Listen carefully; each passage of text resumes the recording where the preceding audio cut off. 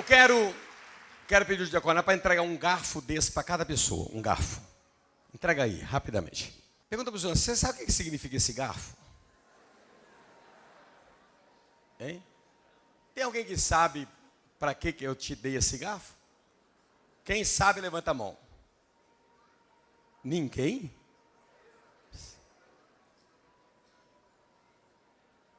Que coisa, hein? Olha para esse garfo e assim, para que serve esse garfo, meu Deus?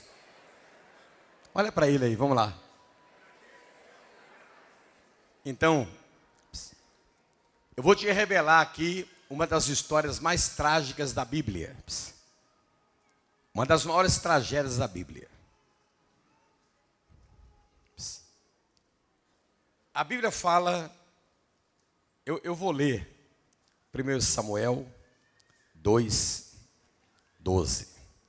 Eu vou ler. Eram, porém, os filhos de Eli, filhos de Belial. Filhos de quê?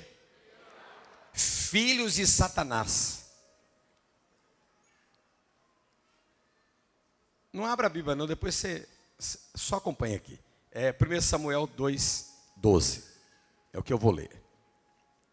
Eli era sacerdote, pastor. E ele tinha 2 filhos, Ofine e Finéias. Qual era o nome deles? E a Bíblia diz, eram, porém, os filhos de Eli, filhos de Belial, eram filhos do diabo. Olha que tragédia.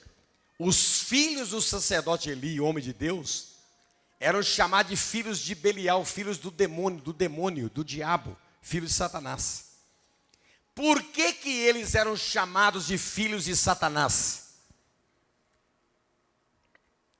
Nós vamos chegar lá.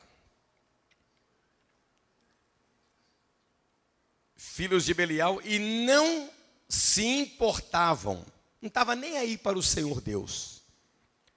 Pois o costume daqueles sacerdotes com o povo era que, oferecendo alguém sacrifício, vinha os rapazes, estando-se cozendo carne com um garfo de 3 dentes na mão, eles metiam o garfo na caldeira ou na panela, ou no tacho, ou na marmita, e tudo quanto estava no altar, eles tomavam para si.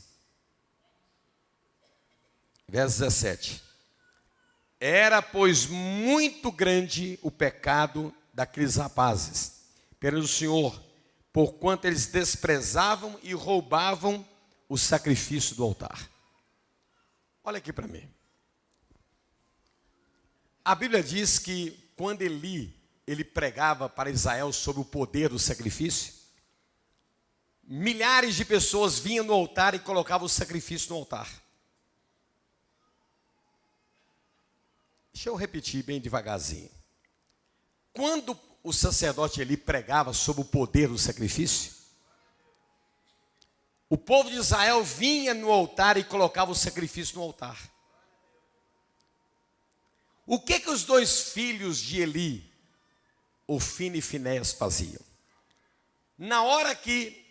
Pega o maço da bandeira aí. Na hora que o povo colocava o sacrifício no altar, olha para mim, e o povo ia embora, os 2 filhos de Eli pegavam um garfo grande, e eles iam lá no altar e roubavam o sacrifício. E eles eram chamados de filhos do diabo, porque eles roubavam o sacrifício do altar. Filhos de Satanás. Olho no olho. Quando você faz um voto com Deus, na hora que você faz aquele voto, para Deus, o seu sacrifício já está no altar.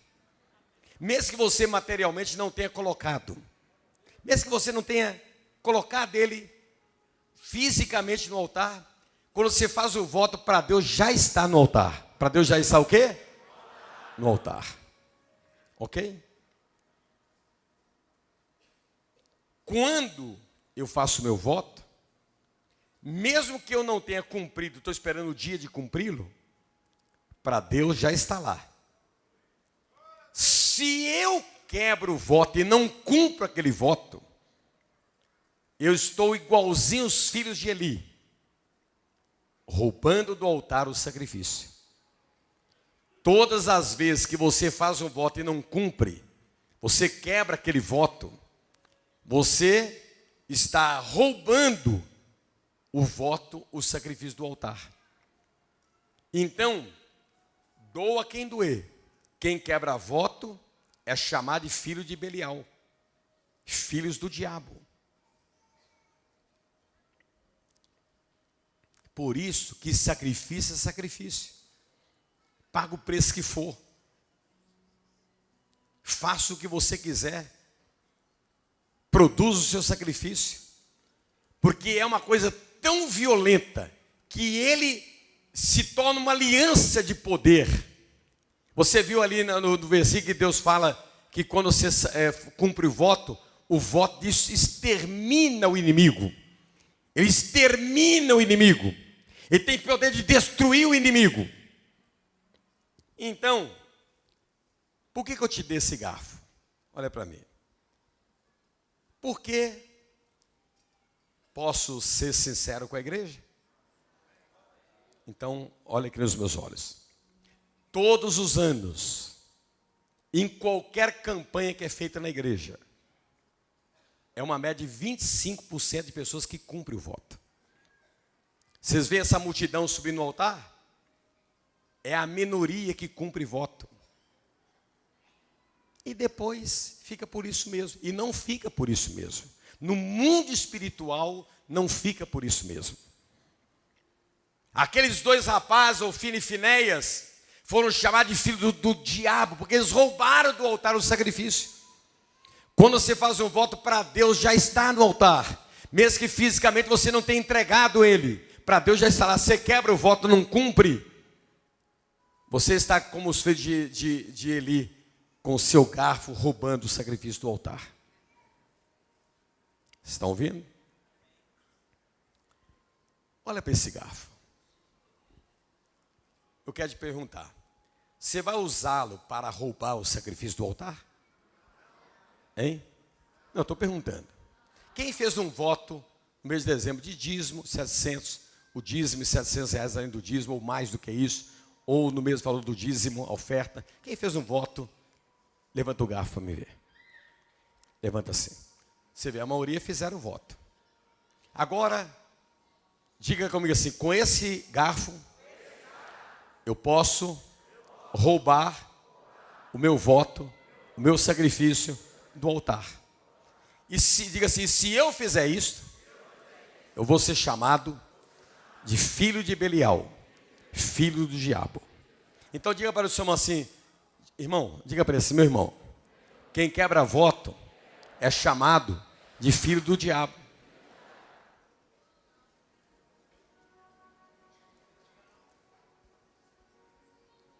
Se eu, como pastor da igreja, não ensinar isso para a igreja, vocês não têm ideia como que a quebra de um voto destrói a vida espiritual de uma pessoa. E como que o cumprimento do voto muda completamente. Você vê quando Jesus ele sacrifica na cruz do Calvário, o sacrifício dele divide a história, Velho Testamento e Novo Testamento. Divide a época da lei para a época da graça. O sacrifício ele tem poder de exterminar inimigos, curar enfermidades, destruir sofrimento. Você vê que Deus falou assim, no Salmo 50 que eu preguei aqui, somente os filhos, meus filhos, que têm uma aliança de sacrifício comigo, se é filho meu, tem aliança de sacrifício, eu desço do céu, quebro o silêncio dele, ajo como fogo devorador e intimo o céu e a terra a trabalhar em favor dele. Diga assim: o sacrifício gera milagres. Repete aí, vamos lá. Pergunta para o seu irmão assim: você vai roubar o sacrifício do altar? Pergunta para ele. Vai? Não, eu já te entreguei o garfo. Você que vai decidir. Já te entreguei. Você está ouvindo? Eu já te entreguei. A ferramenta para você quebrar o seu voto. E depois aguenta as consequências. Agora, quem é que vai cumprir o voto? Fica de pé no seu lugar. Quem vai cumprir o seu voto? Fica de pé no seu lugar. Você que vai cumprir o voto, você assenta novamente. Se você não vai cumprir, leva o garfo para casa e deixa ele lá em cima da mesa. Você se lembrar que com ele você roubou o sacrifício do altar. Se lembrar, porque você não culpar a igreja nem pregador. Mas você que vai cumprir o voto, quebra o garfo.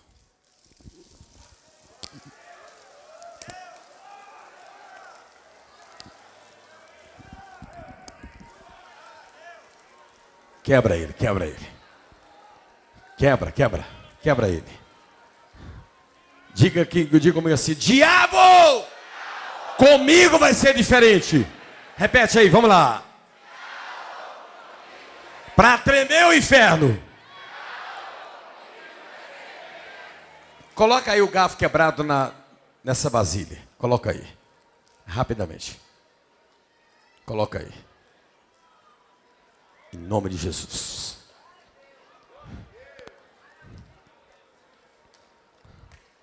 Em nome de Jesus. A maldição já está quebrada. Você pode dar glória a Deus aí? Pega o que ficou no chão aí. Eu vou levar esses garfos hoje à noite. Eu vou fazer um culto de fogueira às 3 da manhã. Para mostrar que com você vai ser diferente. Essa maldição já está quebrada na sua vida. Dá um grito de glória e grito de aleluia. Diga para você assim: eu vou arrebentar, meu irmão.